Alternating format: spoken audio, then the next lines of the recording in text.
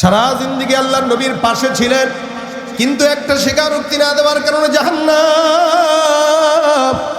আল্লাহ পাক রব্বুল আলামিন ঈমানের এই জন্য বান্দাকে শর্ত দিয়া দিলেন, হে ঈমানদার মুমিন, অন্তর দিয়া বিশ্বাস করবা, আর যে জিনিসটা বলবা বিশ্বাস করবা এটা জবান দিয়া বলবা লা ইলাহা ইল্লাল্লাহ। আর 3 নাম্বার, এইটা হলো ঈমানের সর্বশেষ গুণ, আমল বিল আরকান। আমার আল্লাহর শরীয়তে যত হুকুম মাহকাম যা দিয়েছে, এই সকল হুকুম মাহকামগুলো মেনে মেনে চলার নাম হলো ঈমান। হুকুম দিয়েছেন আল্লাহ, নামাজ পড়া দরকার আছে না নাই? কথা কয় না, আছে না নাই? আমাদের দেশে আল্লাহ যদিও হুকুম দিয়েছে, এরপরে নামাজি ব্যক্তি পাওয়া যায় বেশি না কম? এশার নামাজে দেখছেন যতগুলা মানুষ ছিল, এগুলো সবসময় হয় না, মাহফিলের কারণে হয়তো হয়েছে। আমাদের দেশের মসজিদগুলোতে ফজরের নামাজের মুসল্লির দিকে তাকায় দেখবেন, মনে হয় এদেশে কোনো মুসলমান নাই। আর জুমার নামাজের দিকে তাকাইলে মনে হয় এদেশে কোনো নাস্তিক নাই। ফজরের নামাজের সব মুসল্লি মসজিদে পাওয়া যায় না, কিন্তু জুমার নামাজে সবগুলারে পাওয়া যায়। ফজরের নামাজে খুঁজতে 5 জন পাওয়া যায়, আর জুমার নামাজে মসজিদে জায়গা দেওয়া যায় না। কথা বলেন ঠিক কিনা? তুমি রমজান এলে রাখো না রোজা, দিনকে করো আঘাত, পয়সা কড়ির নেই তো অভাব, দাও না তো যাকাত। তুমি রমজান এলে রাখো না রোজা, দিনকে করো আঘাত, পয়সা কড়ির নেই তো অভাব, দাও না তো যাকাত। তুমি ইমানদারির বড়াই করো, নেই তোমার ঈমান, তুমি ইমানদারির বড়াই করো, নেই তোমার ঈমান। তুমি কেমন মুসলমান, তুমি কেমন, আওয়াজ দিয়া, কেমন মুসলমান, তুমি কেমন মুসলমান। নামাজের সাথে নাই পরিচয়, মানো না কোরআন, নামাজের সাথে নাই পরিচয়, মানো না কোরআন। তুমি কেমন মুসলমান, তুমি কেমন মুসলমান। ঠিক কিনা? মুসলমান দাবি যদি করে, নামাজ দরকার আছে না নাই? এপাশে যারা দাঁড়িয়ে আছেন, দয়া করে একটু ভিতরে চলে আসেন, পরিবেশটা ভালো লাগবে, দেখতে সুন্দর লাগবে। আসেন, কষ্ট করেন না, ভিতরে বসেন, সাউন্ডের ভোকালটা বাড়ান, সবাই আসেন। তার মানে ঈমানের 3 নাম্বার আমরা গুণ কি পাইলাম? আমল বিল আরকান, আমল করা দরকার আছে না নাই? নামাজ দরকার আছে না নাই? রোজা দরকার আছে না নাই? এ মুসলমান ঈমানদারের গুণ হলো আল্লাহকে বিশ্বাস করবে অন্তর থেকে, স্বীকার করবে জবান থেকে, আর আমল করে আল্লাহ পাক রব্বুল আলামিনের জান্নাত পাওয়ার চেষ্টা করবে। সমাজে আমাদের ভিতরে অধিকাংশ লোকের হালতটা এরকম, যারা অন্তর দিয়াও বিশ্বাস করে, জবান দিয়েও স্বীকার করে, কিন্তু আমলের বেলায় আমরা সবাইরে দেখি অবস্থা দুর্বল। মুসলমান দাবি করে, নামাজ কালামের ধারাও নাই। আবার আমাদের এই দেশে অধিকাংশ মানুষ নিজের স্বার্থ যখন আসে তখন নামাজে যায়, স্বার্থ যখন হয় তখন রোজা রাখে। তার মানে এগুলো সব হইল ধর্ম ব্যবসায়ী। কথা বলেন ঠিক কিনা? ভাইরা আমার খুব বুঝবেন, এই কারণে আল্লাহ পাক রব্বুল আলামিন বান্দারে বলেন, বান্দা ইমানদার হওয়া। খাঁটি ইমানদার যদি হয়, ইন্নাল্লাযীনা আমানু, ইমানদার বান্দা যারা ঈমান আনবে, নেক কাজ করবে। নেক কাজটা কি? আল্লাহ রাসূল সাল্লাল্লাহু আলাইহি ওয়াসাল্লাম বলেন, নামাজ, রোজা, হজ, যাকাত এগুলো নেক কাজ না, এগুলো ফরজ বিধান। এগুলো করা ছাড়া কোনো মানুষকে ঈমানদার বলা যায় না। একটা মানুষ বাড়তি কাজ কখন করবে? যখন সে তার আসল দায়িত্ব পালন করবে, তারপরে বাড়তি কাজ করবে। আপনার আমার জন্য ইসলামের মৌলিক ভিত্তি আল্লাহ পাক রব্বুল আলামিন দিয়েছেন 5টি। নবী বলেন, বুনিয়াল ইসলামু আলা 5 শাহাদাতি আল্লাহ ইলাহা ইল্লাল্লাহ ওয়া আন্না মুহাম্মাদার রাসূলুল্লাহ। আমার নবী ডাক দিয়া বলেন, ইসলামের মৌলিক ভিত্তি 5টি। 1 নাম্বার লা ইলাহা ইল্লাল্লাহর স্বীকারোক্তি দেওয়া। 2 নাম্বার নামাজ আদায় করা, তারপরে যাকাত দেওয়া, হজ করা। আল্লাহ পাক রব্বুল আলামিন এগুলো বান্দার জন্য স্বীকারোক্তি দিয়েছেন। এই যে এই 5টা জিনিস, কালেমা, নামাজ, রোজা, হজ, যাকাত, এগুলো একটা ইমানদারের জন্য মৌলিক বিষয়। এর বাহিরে যেগুলাই কাজ করবে ওগুলা বান্দার জন্য নেক কাজ। এই নেক কাজের জন্য বিশাল বড় বড় টাকা পয়সা দান করা লাগে না। আল্লাহ নবী সাল্লাল্লাহু আলাইহি ওয়াসাল্লাম বলেন, ইমানদার বান্দা শোনো, কোন মুমিন বান্দা যদি একটা মানুষের সঙ্গে হাসি মুখেও কথা বলে, আমার আল্লাহ ওই বান্দার আমলনামায় সেটাকেও সদকার সওয়াব বলে লিখে দেয়। জোরে বলেন সুবহানাল্লাহ। তার মানে একটা নেক কাজ, হাসি দিয়ে কোনো মানুষের সাথে কথা বলাটাও কি কাজ? বলেন কি কাজ? নেক কাজ।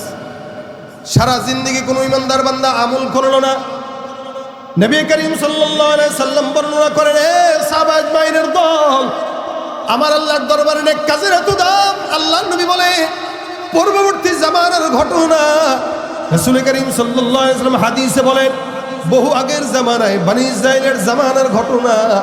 এক আল্লাহর বান্দা সারা জিন্দেগি কোনো ইবাদত করে নাই, আল্লাহকেও ডাকে নাই, সারা জীবন কেবল গুনাহের মধ্যে ছিল, আল্লাহকে ডাকার সুযোগ পায় নাই। এই আল্লাহর বান্দাটা একদিন রাস্তা দিয়া, মরুভূমির রাস্তা দিয়ে হেঁটে যায়। মরুভূমিতে যখন হেঁটে যায়, তাকায় দেখে একটা কুকুর। রাসূল সাল্লাল্লাহু আলাইহি সাল্লাম বলেন, ওই আল্লাহর বান্দা গুনাহগার।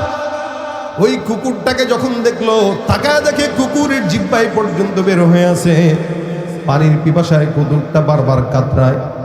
রাসূল সাল্লাল্লাহু আলাইহি সাল্লাম বলেন, ওই কুকুরকে পানির পিপাসায় কাতরায় দেখার পর ওই আল্লাহর বান্দা চিন্তা করলো, যদিও নিকৃষ্ট প্রাণী কুকুর, কিন্তু পানির পিপাসায় কাতরায়। আল্লাহর বান্দার মাথায় খেয়াল আসলো, একটা প্রাণী আল্লাহ পাকের সৃষ্টি, এই প্রাণীটা পানির পিপাসায় মরবে, আমার মতো মানুষ এখানে দেখবে, এটা হয় না। এ মুসলমান সমাজে একটু চিন্তা করেন, একটা কুকুরকে পানি পান করানোর জন্য বান্দা ফিকির করতেছে। আল্লাহর হাবিব সাল্লাল্লাহু আলাইহি ওয়াসাল্লাম বলে, এই আল্লাহর বান্দা মরুভূমির মাঝখানে একটা কুয়া তালাশ করলো। এই কুয়াটা তালাশ করে করে যে কুয়ার মধ্যে নামলো, নিজের পায়ের মোজাটা খুললো, খোলার পরে নিজে পানি উঠাইলো, নিজেও খাইলো, কুকুরকেও পান করাইলো। আল্লাহ নবী সাল্লাল্লাহু আলাইহি ওয়াসাল্লাম বলেন, এ সাহাবা আজমাইনের দল, ওই আল্লাহর বান্দাটা একটা কুকুরকে পানি পান করানোর মাধ্যমে আমার আল্লাহ ওই জাহান্নামী বান্দাটাকে মাফ করে আল্লাহর জান্নাত দান করে দিয়েছেন। সুবহানাল্লাহ। আর বর্তমান সময় আমরা দেখতে পাই, সেদিনও পত্রিকায় আসছে, একটা মানুষ 8টা কুকুরের বাচ্চাটাকে হত্যা করে ফেলেছে। আবার সেদিন ফেসবুকে দেখলাম, একটা বিড়ালকে খাঁচার ভিতরে বন্দি করে আগুনে পুড়িয়ে হত্যা করা হয়েছে। মানুষ যখন বেশি কুলাঙ্গার হয়, আর মানুষ যখন পশুর চাইতেও নিকৃষ্ট হয়, তখন সে কি করে নিজেও জানে না। এ কারণে আল্লাহ পাক বলেন, কিছু কিছু বান্দা আছে, তাদের হালত কি জানো? লাহুম কুলুবুল লা ইয়াফকাহুনা বিহা ওয়া লাহুম আ'য়ুনুল লা ইউবসিরুনা বিহা ওয়া লাহুম আযানুল লা ইয়াসমাউনা বিহা উলাইকা কাল আনআমি বাল হুম আদাল উলাইকা হুমুল গাফিলুন। এমন এমন কিছু বান্দা আছে যারা তাদের চক্ষু আছে দেখে না, কান আছে শুনে না। আল্লাহ পাক রব্বুল আলামিন বলেন, এরা চোখ থাকতেও দেখে না, কান থাকতেও শুনে না, অন্তর থাকতেও অনুধাবন করে না, দিমাগ থাকতেও বুঝে না। বুঝবে কেমনে? বাউল ফাউলের সঙ্গে নিলে তো আল্লাহর কোরআন আর রাসূলের সুন্নতের কথা মাথায় ঢোকার কথা না। বুঝবে কেমনে? দিমাগ আছে, বুঝে না। আমাদের দেশের বাউলরা না শুধু, এদেশের বুদ্ধিজীবীরাও আল্লাহর কোরআনের কথা বুঝতে চায় না। এই বুদ্ধি দিয়ে রাজনীতি বুঝে, বুদ্ধি দিয়ে কেমনে ইসলামের বাস দেওয়া যায় সেটা বুঝে, কিন্তু কিভাবে ইসলামের পক্ষে কথা বলা যায় বুঝ তার অন্তরে নাই। এজন্য আমরা চাই নতুন বাংলাদেশ, যেহেতু আমরা বলছি, কিন্তু নতুন বাংলাদেশ এখনো নতুন করে গোছানোর সুযোগ হয় নাই। আমরা চাই নতুন বাংলাদেশে যারা বুদ্ধি দিয়ে আল্লাহর কোরআন আর সুন্নাহর আদর্শ পালন করতে পারবে, তারা আগামীর বাংলাদেশের রাষ্ট্রনায়কের যেন ক্ষমতায় আসে। জোরে বলেন ঠিক কিনা?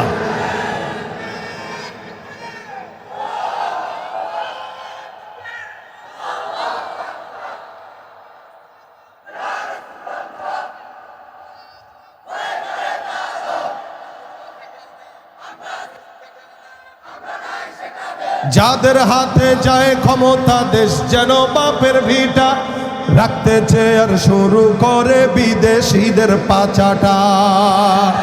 যাদের হাতে যায় ক্ষমতা দেশ যেন বাপের ভিটা, রাখতে চেয়ার শুরু করে বিদেশিদের পাচাটা। বিদেশিদের কথা মতো চালায় ওরা নিজের দেশ, বিদেশিদের কথা মতো চালায় ওরা নিজের দেশ। দেখতে দেখতে গোল্লায় গেল আমার সোনার বাংলাদেশ। হ্যাঁ, দেখতে দেখতে গোল্লায় গেল। একে একে শেষ করেছি সবার দেখা হইল শেষ। দেখতে দেখতে গোল্লায় গেল, দেখতে দেখতে গোল্লায় গেল আমার সোনার বাংলাদেশ। মুসলমানের দেশটা মোদের আছে খাতা কলমে, দোষের দোষী যে বাজারাই শাস্তি পায় যে আলেমে। মুসলমানের দেশটা মোদের আছে খাতা কলমে, দোষের দোষী যে বাজারেই শাস্তি পায় যে আলেমে। ওরা ইসলাম বেচেই ক্ষমতাটা পাকাপোক্ত করে বেশ, ইসলাম বেচেই ক্ষমতাটা পাকাপোক্ত করে বেশ। দেখতে দেখতে গোল্লায় গেল আমার সোনার বাংলাদেশ, দেখতে দেখতে গোল্লায় গেল। ঠিক কিনা ভাইরা আমার? খুব বুঝবেন, এমন এমন বান্দা আছে যাদের অন্তরের ভিতরে আল্লাহর কোরআন ঢুকে না, যারা চোখ দিয়ে আল্লাহর কোরআন দেখে না। আল্লাহ পাক রব্বুল আলামিন বলেন, এই সকল বান্দারা মানুষের কাতারে দেখা যায়, দেখা যায় পাও দুইটা, হাত দুইটা, চোখ দুইটা, নাক আছে, ঠোঁট আছে, কথা বলে মানুষের মতো। আল্লাহ পাক বলেন, উলাইকা কাল আনাম বাল হুম আদাল। এগুলা একটাও মানুষের কাতারে পড়ে না, এগুলা হায়াওয়ান, জানোয়ার, শুয়োরের চাইতেও নিকৃষ্ট। ঠিক কিনা? কত মানুষ সমাজে আমরা দেখতেছি, কিন্তু আপনি দেখেন বর্তমান সময় মানুষের চেহারায় মায়া মহব্বতের ছাপ নাই, হিংস্রতার ছাপ দেখা যায় বেশি। কেন? পিছন থেকে হর্ন দিছে, কেন সাইড দেয় নাই, এমনি তাকায়, মানে খেয়ে ফেলবে, খালি সাইড দেয় নাই, এতটুকুই বেশ। কেন একজনের কাছে আরেকজন কথা বলতে যে একটু উঁচু গলায় বললো, বাস মারা শুরু করে দিচ্ছে। দিন দুপুরে হত্যা, অবিচার, সুদ, ঘুষ, সন্ত্রাসী, চুরি ডাকাতি চলতেছে।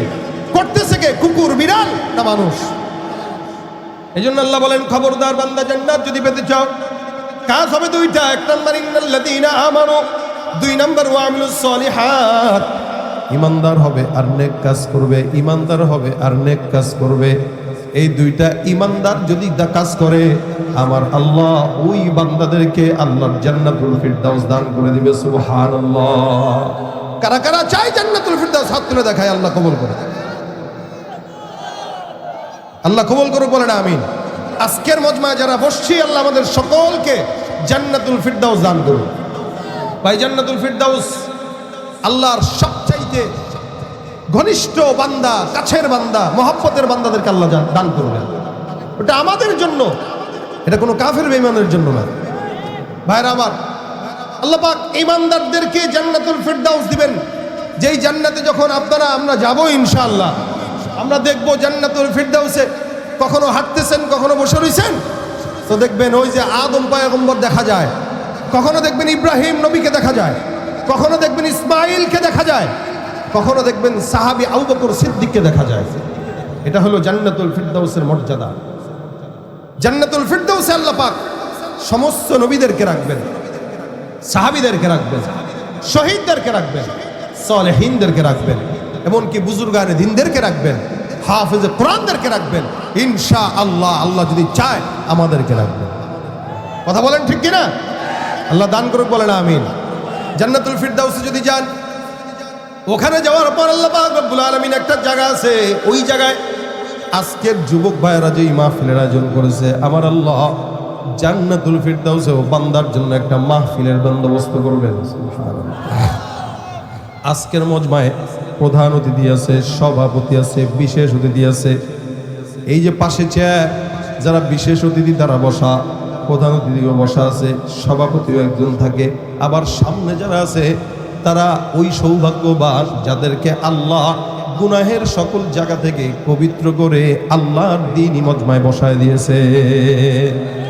জান্নাতুল ফিরদাউসে আল্লাহ পাক একটা মাহফিলের বন্দোবস্ত করবেন, যেই মাহফিলে বিশেষ অতিথি থাকবে, সভাপতি থাকবে, প্রধান অতিথিও থাকবে, এবং ওই মাহফিলে জনগণও থাকবে। তো ওই জান্নাতের মজমায় বিশেষ অতিথি কারা থাকবে? বলে আদম থেকে ঈসা আলাইহিস সালাতু ওয়াস সালাম পর্যন্ত যত নবী রাসূল আসছে সমস্ত নবী রাসূলরা জান্নাতের ওই মাহফিলের বিশেষ অতিথি হিসেবে থাকবে। জোরে সরে বলেন সুবহানাল্লাহ। যেই মাহফিলের বিশেষ অতিথি থাকবে সমস্ত নবীরা। বলেন তো মাহফিলটা দামি না কম দামি?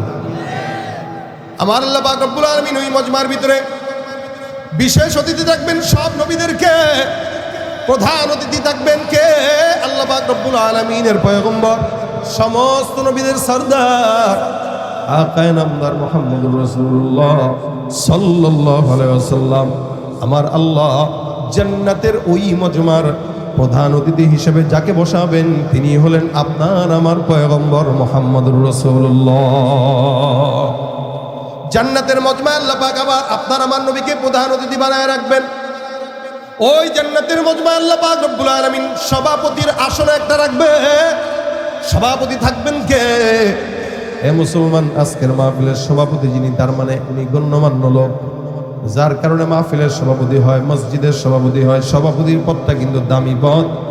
আমার আল্লাহ জান্নাতুল ফিরদাউসে বান্দাদের জন্য যেই মজমার আয়োজন করবেন, ওই মজমার সভাপতির আসন গ্রহণ করবে স্বয়ং আপনার আমার রব আল্লাহ। জোরে জোরে আল্লাহু আকবার। তুমি পারো করতে মোচন অভাব দুঃখী লোকে, তুমি পরম মুক্তিদাতা মালিকে জগতের, তোমার কাছে চাই যে পানা আমরা প্রতিদিন, তোমার দয়ায় পূর্ণ আমার সারা নিশিদিন। কার দয়া? আমার আল্লাহ বান্দাকে ডাক দেয়া বলবে, বান্দারা আমি আল্লাহ তোমাদের জন্য পুরস্কার রাখবো আজকের জান্নাতের মজমায়। বান্দার জন্য আল্লাহ পাক রব্বুল আলামিন পুরস্কার করে রাখবেন। বান্দারা অপেক্ষাকৃত থাকবে। আমার আল্লাহ পাক রব্বুল আলামিন বলবে, এ ফেরেশতার দল, একজন ফেরেশতা ছিল যার নাম ইসরাফিল। আমার আল্লাহ জান্নাতের মজমার মাহফিল শুরু করার আগে হযরত ইসরাফিল আলাইহিস সালাতু ওয়াস সালামকে দিয়া জান্নাতের মাহফিলে বান্দাদেরকে হামদে বারি তাআলা শোনায় দিবেন। সুবহানাল্লাহ। এখানে হামদে বারি তাআলা শুরু হয়ে গেল। আমার আল্লাহ ডাক দেয়া বলবে, জান্নাতের মেহমান, আজকের মজমার ভিতরে আমি আল্লাহ জান্নাতের ময়দানে তোমাদের জন্য সর্বপ্রথম পুরস্কার রাখবো। জমিনের ভিতরে তোমরা তো কোরআন পড়ছো, কোরআন তেলাওয়াত করছো, হাফেজে কোরআন হয়েছো। আমি আল্লাহ এমন একজন নবীকে দিয়েছিলাম যেই নবীর কণ্ঠ ছিল অনেক সুন্দর, নাম ছিল হযরত দাউদ। যেই পয়গম্বর যখন তেলাওয়াত করত সমুদ্রের মাছগুলো নড়াচড়া বন্ধ করে তেলাওয়াত শোনার জন্য কিনারায় এসে দাঁড়ায় থাকতো। দাউদ পয়গম্বর তেলাওয়াত করতো, মাছ কিনারায় এসে অপেক্ষমান। আমার আল্লাহ ডাক দেয়া বলবে, দাউদ আজকের জান্নাতের মজমায় আমার বান্দারা জমিনের ভিতরে তোমার কণ্ঠ শুনে নাই। আমি আল্লাহ পাক আদেশ করলাম আমার জান্নাতের মেহমানদেরকে তুমি তোমার কণ্ঠের মজাদার তেলাওয়াত শোনায় দাও। সুবহানাল্লাহ। দাউদ পয়গম্বর তেলাওয়াত করবে, এক আয়াত, দুই আয়াত, তিন আয়াত করতে করতে করতে করতে শেষ পর্যায়ে যাবে। আল্লাহর নবী দাউদ পয়গম্বর তেলাওয়াত করবে, বান্দারা শুনবে, বান্দারা শুনবে। তেলাওয়াত শেষ হয়ে গেল। এত মজার তেলাওয়াত, বান্দারা জান্নাতুল ফিরদাউসের মেহমানেরা দাউদ পয়গম্বর তেলাওয়াত শোনার পর আল্লাহু আকবার চিৎকার ধ্বনি দিয়ে জান্নাতের ময়দানে বেহুশের মতো পড়ে থাকবে। প্রায় ৭০,০০০ বছরের মতো জান্নাতের মেহমানেরা চুপচাপ লাজবাব হয়ে যাবে। আল্লাহ পাক রব্বুল আলামিন এবার জিজ্ঞাসা করবেন, এই দুনিয়ার জমিনে নেক কাজ করছো, ভালো ভালো কাজ করার কারণে জান্নাতে আসছো, পুরস্কার তো আরো আছে। যেই তেলাওয়াতটা শুনাইলাম এটার চাইতেও আরো চমৎকার তেলাওয়াত তোমাদের জন্য আমি আল্লাহ রেখে দিছি, তোমরা কি শুনতে চাও? আল্লাহর জান্নাতের মেহমানরা বলবে, আল্লাহ কি বলেন, এর চাইতেও মজার তেলাওয়াত থাকতে পারে, এটা আমাদের জানা ছিল না। আল্লাহ বলে কি রে? জমিনের ভিতরে আমি আল্লাহ পাক যার উপরে কোরআন নাজিল করলাম তার নাম কি বলেন তো? মুহাম্মদুর রাসূলুল্লাহ। যার তেলাওয়াতের জন্য আবু জাহেল পাগল, আবু লাহাব পাগল, উতবা পাগল, সাইবা পাগল। আমার আল্লাহ ডাক দেয়া বলবে, এ পয়গম্বর জান্নাতের ময়দানে আমার মেহমানরা আসছে, দুনিয়ার জমিনে সবাই তোমার তেলাওয়াত শুনছে, এরা শুনে নাই। আজকে জান্নাতের ময়দানে তুমি পয়গম্বরের কণ্ঠের তেলাওয়াতটাই হবে আমি আল্লাহর জান্নাতের ময়দানের মেহমানদের জন্য। সুবহানাল্লাহ। তুমি সুন্দর করে তেলাওয়াত শোনা যাও, আল্লাহ পাক রব্বুল আলামিনের হাবিব তেলাওয়াত করবেন, আল্লাহর নবী এক আয়াত দুই আয়াত করে করে করে করে তেলাওয়াত করবে।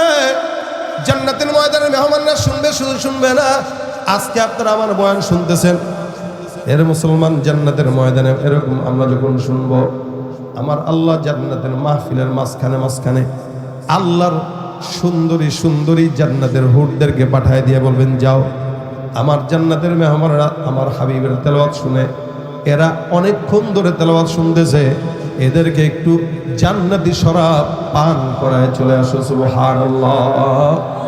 জান্নাতের হুররা গ্লাস হাতে নিয়া, মগ হাতে নিয়া একটু একটু করে ঢালবে, ঢেলে ঢেলে ঢেলে ঢেলে জান্নাতের মেহমানদেরকে পানি পান করাবে, শরাব পান করাবে। একদিকে শরাবের মজা আর একদিকে তেলাওয়াতের মজা। আল্লাহ পাক রব্বুল আলামিনের বান্দারা আল্লাহ নবীর তেলাওয়াতের মজা শোনার পর আবার চিৎকার দিয়ে জান্নাতের ময়দানে বেহুশের মতো পড়ে থাকবে। সুবহানাল্লাহ। দুইটা পুরস্কার চলে গেল। আমার আল্লাহ ডাক দেয়া বলবে, জান্নাতের মেহমান আরেকটা পুরস্কার বাকি। এই তেলাওয়াতটা আগের তেলাওয়াতের চাইতে আরো কোটি গুণে বেশি মজা। বান্দা বলবে, মালিক এর চাইতে মজার তেলাওয়াত থাকতে পারে আর আমাদের জানা নাই। আল্লাহ বলেন, শোনো, জমিনের মধ্যে তোমরা আমি আল্লাহর জন্য গুনাহ করো নাই, জমিনে তোমরা আমি আল্লাহর জন্য অন্যায় কাজে জড়াও নাই, নেক কাজ করেছো। আমি আল্লাহ পাক আমার পয়গম্বরের উপরে কোরআন নাজিল করেছি আমি আল্লাহ। হে মুসলমান, আজকে দাউদের কণ্ঠের তেলাওয়াত শুনলা, পয়গম্বর মুহাম্মদের কণ্ঠের তেলাওয়াত শুনলা। আজকে জান্নাতের মাহফিলে 3 নম্বর পুরস্কার থাকবে আমি আল্লাহর কণ্ঠের তিলাওয়াত। করবেন কে? আমার আল্লাহ পাক রব্বুল আলামিন তেলাওয়াত করবেন, আনার রহমান আল্লামাল কুরআন খলাকাল ইনসান আল্লামাহুল বায়ান। এক আয়াত দুই আয়াত তিন আয়াত করে করে আমার আল্লাহ জান্নাতের মজমার মাহফিলের সমস্ত মেহমানদেরকে আল্লাহ পাক নিজের কণ্ঠে তেলাওয়াত শোনায় দিবে। একদিকে আল্লাহ তেলাওয়াত করবে আর একদিকে জান্নাতের হুররা তাদেরকে শরাব পান করাবে। একদিকে আমার মাওলার তিলাওয়াত আর একদিকে শরাবের মজা। একটু একটু করে আল্লাহ পাক রব্বুল আলামিন যত সামনে তেলাওয়াত করবে বান্দা তত পাগলের মতো হয়ে যাবে। এমন করে করে আমার আল্লাহর তেলাওয়াত শোনার পর জান্নাতের মাহফিলের মেহমানেরা আল্লাহু আকবার ধ্বনি দিয়ে আবার জান্নাতের ময়দানে বেহুশ হয়ে পড়ে থাকবে। এবার আল্লাহ পাক রব্বুল আলামিন বান্দাকে ডাক দিয়া বলবে, হে জান্নাতের মেহমান, তেলাওয়াত তো 3টা শেষ, এবার আমি আল্লাহ পাক রব্বুল আলামিন তোমাদেরকে 4 নম্বর সর্বশ্রেষ্ঠ পুরস্কার দিব। এই পুরস্কারটা অনেক মজার পুরস্কার, যে পুরস্কারের জন্য আজকে সমাজের ভিতরে বান্দারা আমরা ইবাদত করি, গুনাহ করি না, নামাজ আদায় করি, যাকাত দেই, রোজা রাখি, হজ করি, খারাপ কাজ করে না, নেক কাজ করে। যত অন্যায় থেকে বান্দা বেঁচে থাকে কার জন্য বলেন তো? গুনাহ করি না কার জন্য? ইবাদত করি কার জন্য? সব কিছু আল্লাহর জন্য। আল্লাহ পাক শিখায়া দিলেন, ইন্না সালাতি ওয়া নুসুকি ওয়া মাহইয়ায়া ওয়া মামাতি লিল্লাহি রাব্বিল আলামিন।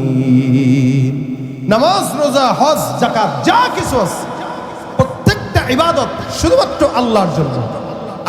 আমার আল্লাহ পাক রব্বুল আলামিন বলবেন, হে ইমানদার, সমস্ত কিছু তোমরা আমার জন্য করলা। আজকে জান্নাতের ময়দানে তোমরা আমাকে পাওয়ার জন্য অপেক্ষমান। হে বান্দা, জানো তোমাদের জন্য আজকে কি পুরস্কার আছে? আমার আল্লাহ ডাক দেয়া বলবে, বান্দা বলবে, না না জানি না মাওলা, পুরস্কারটা দিয়া দাও। আল্লাহ পাক ডাক দেয়া বলবে, ইমানদার মুমিন, আজকের জান্নাতের মাহফিলে 4 নম্বর পুরস্কার থাকবে আমি আল্লাহ তোমাদের সঙ্গে দিদার নসিব করায় দিব। সুবহানাল্লাহ। কার দিদার? আমার আল্লাহ পাক রব্বুল আলামিন বান্দাকে দিদার দিয়া দিবেন। বান্দা ডাক দেয়া বলবে, মালিক, দুনিয়ার জিন্দগিতে গুনাহ করি নাই তোমাকে পাওয়ার জন্য, জিনা করি নাই তোমাকে পাওয়ার জন্য, অন্যায় করি নাই তোমার জন্য। আজকে জান্নাতের ময়দানে তুমি আমাদেরকে দিদার দিয়া দিবা। আমার আল্লাহ ডাক দিয়া বলবে, ফেরেশতার দল, আমার এবং বান্দার মাঝখানে 70,000 নূরের পর্দা। বান্দা আমাকে দেখে না, আমি বান্দাকে দেখি। বান্দার মাঝে আমার 70,000 নূরের পর্দা সরায়া দাও। আমার আল্লাহর আদেশ পাওয়ার পর, আল্লাহর আদেশ পাওয়ার পর ফেরেশতারা পর্দা সরায় দিবে। আমার আল্লাহ তার বান্দার সঙ্গে দিদার নসিব করায় দিবে। ধরা দিয়ে দাও না ধরা, কাছে থেকেও দাও না সারা। এই বুকেতে বইছে খরা, না পাওয়ারি যাত না। পুরে পুরে ছাই হইল এই যে পাগলের সিনা। মাওলার ইশকে জলে আগুন, নিভাইলে যে নিভে না। পুরে পুরে ছাই হইল এই যে পাগলের সিনা।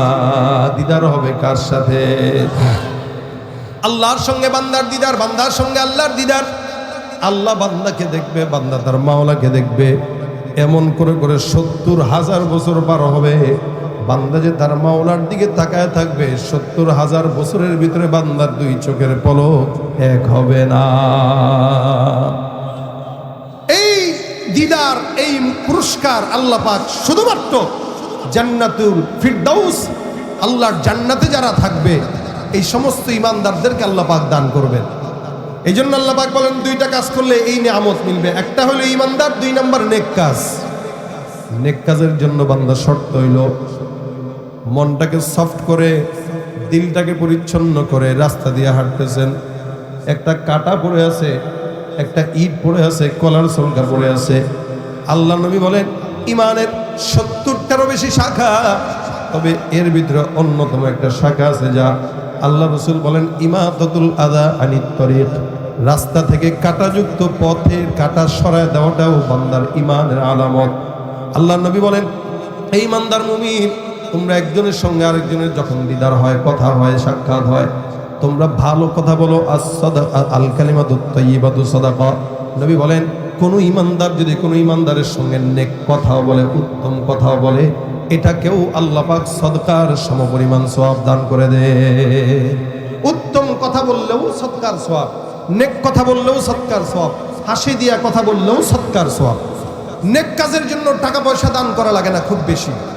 নেক কাজের জন্য একটা পরিচ্ছন্ন দিল দরকার হয়। এই যে আজকের মজমায় যারা আসছেন, এটা একটা নেক কাজ। যারা দান সদকা করেছেন, একটা নেক কাজ। যারা সহযোগিতা করেছেন, একটা নেক কাজ।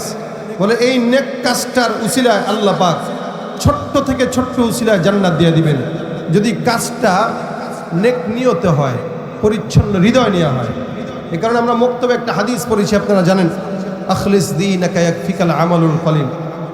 তোমার নিয়তকে সহি করে ফেলো, আমল অল্প করো, ওটা নাজাতের জন্য যথেষ্ট হয়ে যায়।